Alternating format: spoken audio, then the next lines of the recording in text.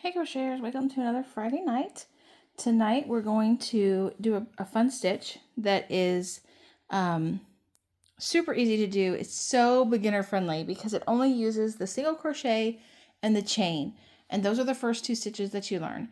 When you first learn how to crochet, you learn the chain, and then the first stitch that you learn is, of course, the single crochet. So that's what we're going to make a stitch out of tonight. This stitch is called the Trinity stitch.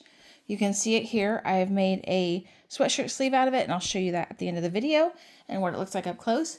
But to start with, on the Trinity stitch, I'm going to be using a bigger size needle than what I usually have ever used yet on one of these Friday nights. And I will show you, it's the J, and if you'll notice, it is a 6mm. This is quite a big jump. We're used to using the G, the H, the I, those that are kind of in the middle. We're going all the way up to J. I would even recommend some of you that have a tighter tension on your hold to use the K, because this stitch can get really tense. It can get really tight. And when you do the chain in between your single crochets, you want to make sure that they're loose enough to be able to work into when you do the next following row.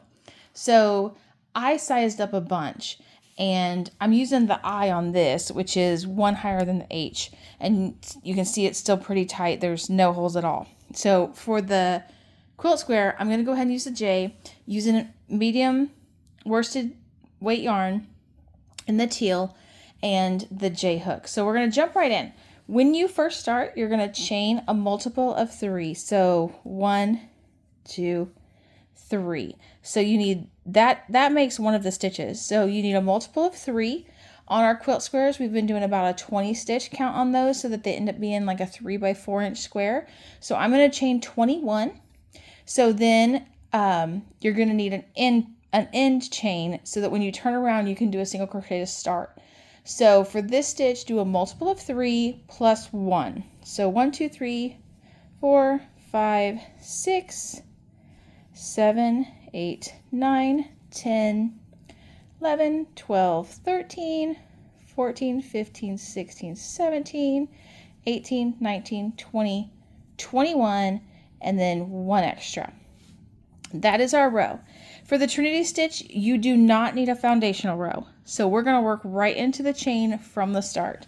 So on our beginning part, we're going to put a single crochet in this first stitch right here. So single crochet, just like that. Then in the exact same, I'm sorry, I'm not even on camera. So single crochet in the first stitch. Then in the exact same stitch that we just went into, you're going to go back into that same stitch and pull through as if you were going to do a single crochet. You're going to go in the next stitch and pull through again. You're going to go in the next stitch and pull through again. You now have 4 hoops on your needle. You're going to go yarn under and pull through all 4 of those. Then you're going to chain 1.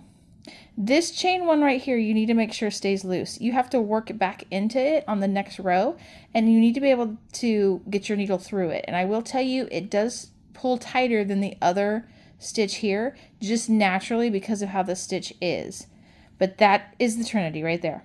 That's it. It's that simple, and it's so crazy easy. I'm so excited to have a stitch that is like super easy but looks fancy. So the next Trinity is going to go just like that one. In this same stitch that we worked in, we're going to go back in the same stitch that we just came out of. Yarn over and pull through, yarn over and pull through, yarn over and pull through. Pick up the next 2 chains, and you end up with 4 loops. Yarn under, pull through all 4 of those, chain 1. Again, go in the same stitch that you just came out of, yarn over and pull through, go in the next chain, do the same thing, go in the next chain, do the same thing. Once you have 4, yarn over and pull through all 4 and chain 1.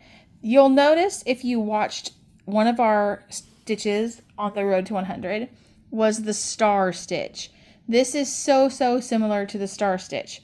On the star stitch, we chained 2 and then worked down the chain and across, and then chained 2 and worked down the chain and across. And it's a little bit of a more complicated stitch. Not extremely complicated, but definitely a little bit more advanced. On this one, you'll notice that it's going to look like the star and be similar, but so much more easier than the star.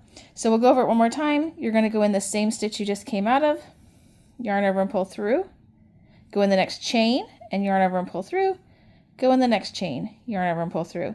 You end up having 4 on your needle, yarn over, pull through all 4 of those, and chain 1.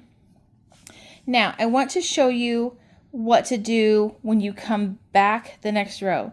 So when you are on an end, say this was the end, you're going to, wonder if I can, well, let's go ahead and finish this end out, and then I can show you a little better. I hate to do it that way and it not make sense. So we'll go ahead and finish here to the end of this row. This stitch right here where you put the 3 together, these are single crochets. You're just not finishing them out. You're doing what's called together, like tog. It's single crochet, SC-TOG, which means together. So SC tog, and that just means toggling them together. You're making a cluster is what you're doing. So you'll see that on the pattern a lot written like that in abbreviation, SC-TOG. That's what it means. That's what it's calling this. Sometimes it'll say cluster them together, cluster 3 single crochets together. That's what you're doing. You're not doing the very last yarn over. You're just keeping them on your needle and then yarning through them all together at once. And that's what they call that. Now, here's what I mean by at the end. When you get to the end, because we did that +1, we started with just a single crochet by itself. We need to end with a single crochet by itself, and that makes our edges. So the stitch itself is gathering 3 single crochets together and then a chain 1. You're going to repeat that, okay? Do the same thing. Go into the stitch you just came out of, yarn out, go in the next one, yarn out, and go in the very last one and yarn out. And you have your 4. This is your last Trinity stitch right there. Instead of doing the chain, you're just going to go in the same last stitch that you ended on and put a single crochet. That's it. And you're going to do that at the end of every row every time. Now to start the next row, you just simply turn, chain 1. In this first stitch, put your single crochet that we started with. You're always going to start on one and end on one. Then same thing. The whole Trinity stitch just repeats itself. So go in the same hole you just came out of and yarn through. Go in the next chain stitch and then yarn through, and then go in the next one. Now, if you'll see, every other one is a bit smaller. Those are those chain 1s. So when you go through that, you may have to push through a little bit if the tension gets tight on those. But there's your 4, yarn over and pull through, chain 1. Then just repeat. Go in the same one you just left. Go in the next one. Go in the next V. There's your 4, yarn over and pull through, and chain 1. The V's all still look the same like they do on every single crochet stitch row. So you're just going in the same one you came out of, and then the next 2 V's. And you repeat that all the way down to make the Trinity stitch. Remembering that on the front and back of each row, you're doing the single crochet. So I want to show you how I'm using the stitch in an actual project, not just a quilt square for our demo. So let me pull this a little bit tighter here. Here's where I am working right here. I'm going to go in the same stitch. I'm going to go in the next stitch, and I'm going to go in the next stitch. There's my 4, pull through, chain 1, repeat. And you just go back and forth, back and forth, back and forth, repeating that same exact stitch. Once you get going, I'll show you what it looks like. It looks the same from both sides, no matter what. It's the same from both sides. The difference on this one though, when you change colors, you will have this little mark where your color changes because you're dipping down into the next row. It does not look bad. I just want you to be aware of it. If you're going to change colors with it, it's not a smooth transition like some of the others. But on this side, which will be the outside of the sleeve, it is a smooth transition. This is a stitch that you may want to use just one color with the whole time. But I'm making a sweatshirt sleeve, and I'm okay having it look like that on the inside of the sleeve because I'm going to hem it together like this, and this will be the outside of the sleeve. So keep that in mind with this stitch.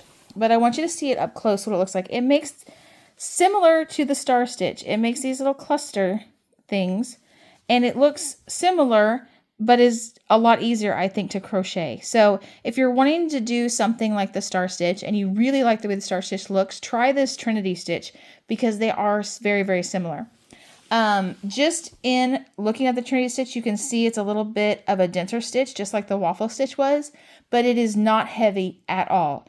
It does eat a lot of yarn because you're not making real big rows. If you can see compared to my hand, the rows are just little. So it is a lot of back and forth to gain, length on it.